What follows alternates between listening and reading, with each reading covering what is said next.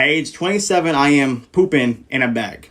So tell me your name and a little bit of your story, because you basically had a TikTok go viral. My name is Ryan James. I'm a 27-year-old trans male from Boston, Massachusetts. I started transitioning when I was 17, so I was considered still a minor. I had top surgery when I was, I believe, 19. I had a hysterectomy at age 20 or 21, and I had Falloplasty back in 2020, right when the pandemic started, a day after. Leftist spaces don't want to hear detrans stories. They don't want to hear about people making mistakes. And that's an issue, right? Because we need to hear both sides of the story, right? There's going to be people that it saved their lives, and it's going to be people that it ruined their life. And that was what your TikTok was called, right? It was called Falloplasty Ruined My Life. If you're in your journey where you're considering getting phalloplasty because you feel like your body dysphoria is really bad to the point where you don't want to live life, please consider other options before jumping into phalloplasty. And so, the first stage, I was feeling okay. I got the actual phallus in May 2020. Everything's broken up to pieces. And so that recovery, I was in the ICU for 3 or 4 days, a pitch black room. I was on morphine on drip. Obviously wasn't eating nothing, no drinking. I had little mouth swabs here and there, constantly sleeping because the pain coach put me to sleep. A lot of people don't know this. Having a phalloplasty, so female to male bottom surgery, is, from what I understand, it's way more invasive, it's way more difficult, and it costs a lot of money, and it's possibly a lot more complications than male to female bottom surgery. And it makes sense when you think about it, because you're creating something that isn't there instead of just taking away something that is. Can you show people where they took the skin graft? I saw a tattoo this side. All in all, phalloplasty isn't for, honestly, I don't think it's for anyone with the way it's set up currently. They're not medically advanced, at least not in this country. Thailand does a superb job, but that's not helping you if you live in the United States of America. I mean, Thailand is actually very good with trans people and trans surgeries. It's like the whole ladyboy culture over there. It's like a thing. It's just a thing over there. What are the top 3 regrets that you have now that you had the bottom surgery? I wouldn't use the word regret. I think the biggest inconveniences since I had phalloplasty would be the fact that I put my life on pause for a while. In March, it would be 3 years going out of the hospital. It's made me stay in a state where I feel very, alone, and to the point where it's kind of like, I don't have any friends out here. And then it's kind of like I had a lot of trauma growing up in this state. What was the experience like going to these doctors? Because you said you were not well informed at all. The consult, it was a little off, but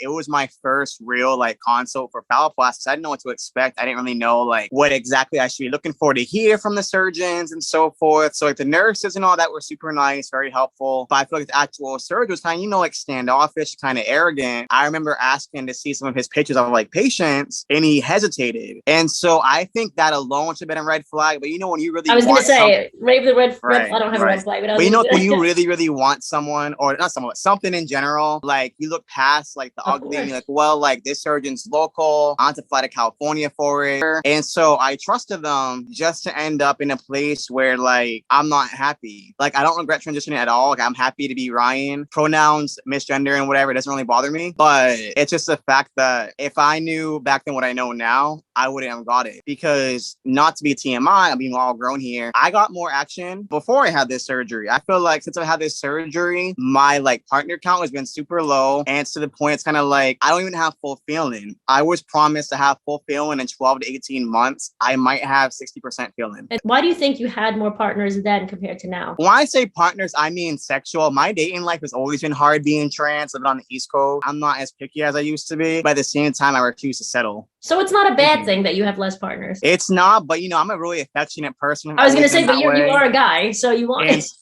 Well, no, I say affection. I mean, holding hands, kissing, cuddling. Ever since I was a kid, I've always been affectionate. So if you are willing to go TMI, which I'm assuming you are because you talked about it in the TikTok, what are some medical issues that you experienced after medical? Let's see. I've had a catheter for a year. Not anymore. But I had a catheter for a year straight. That was traumatizing. You had to have it in the pee hole? The SP was in my stomach.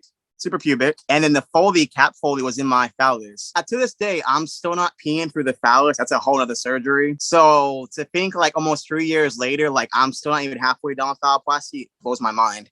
But none for nothing, I think the worst thing about phalloplasty, to answer your question, was the catheters and then the wound vac, and obviously having a fistula, which is an abdominal connection between my urethra and my rectum. Ended up having an ostomy bag for 13 months. It just came off a little under 2 weeks ago, finally. So you had a poop in a bag? I had a poop in a bag. I had a fart in a bag.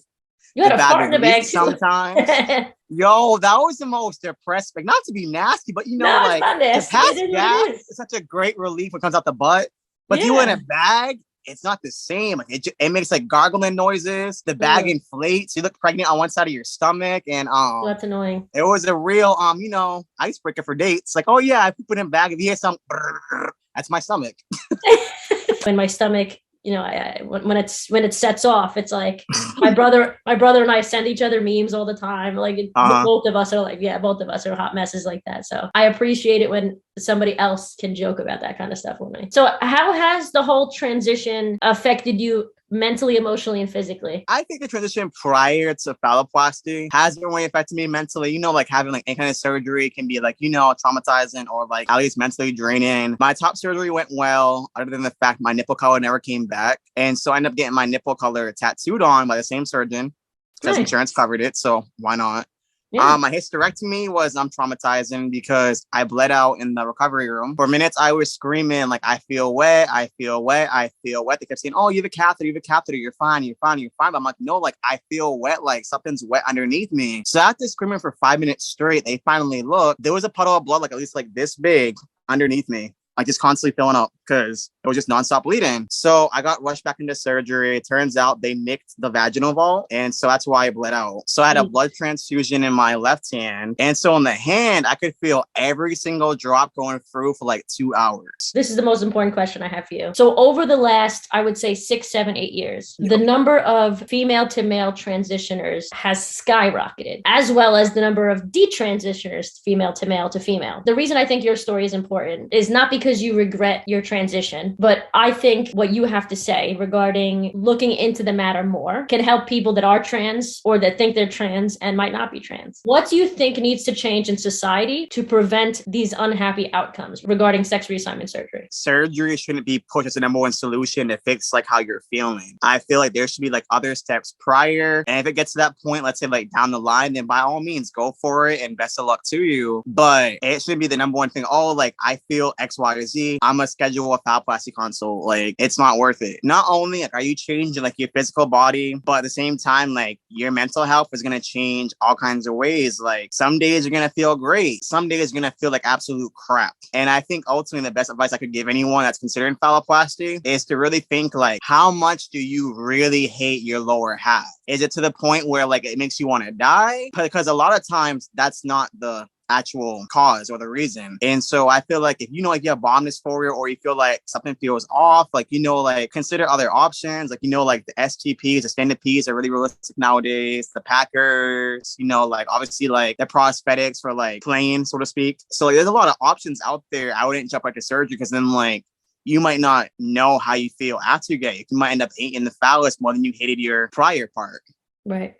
Would you offer the same advice, or would you offer different advice to people that not necessarily are looking to have phalloplasty, but are looking to transition in general? I'm talking about specifically the drastic increase in female to males, and then also the drastic increase in detransitioners, female to male. In the past, there were way more male to females throughout human history. More male to females than female to male. It was so much more of a rarity. Now it's skyrocketed in the opposite direction. Right. So for me, when I have somebody like you on the channel, I would love to use your story. Even though you are trans and do have gender dysphoria or did have gender dysphoria, you still believe that people should not turn to surgery and people should look into these things more, because right now people are going to therapy for one day and getting a testosterone prescription. Sounds about right. That's insanity. That's how it was for me too. That's my first session. I was diagnosed with gender dysphoria. You're one of the lucky ones in that sense that you are actually trans, but a lot of these people, a lot of these girls are making terrible decisions. Right.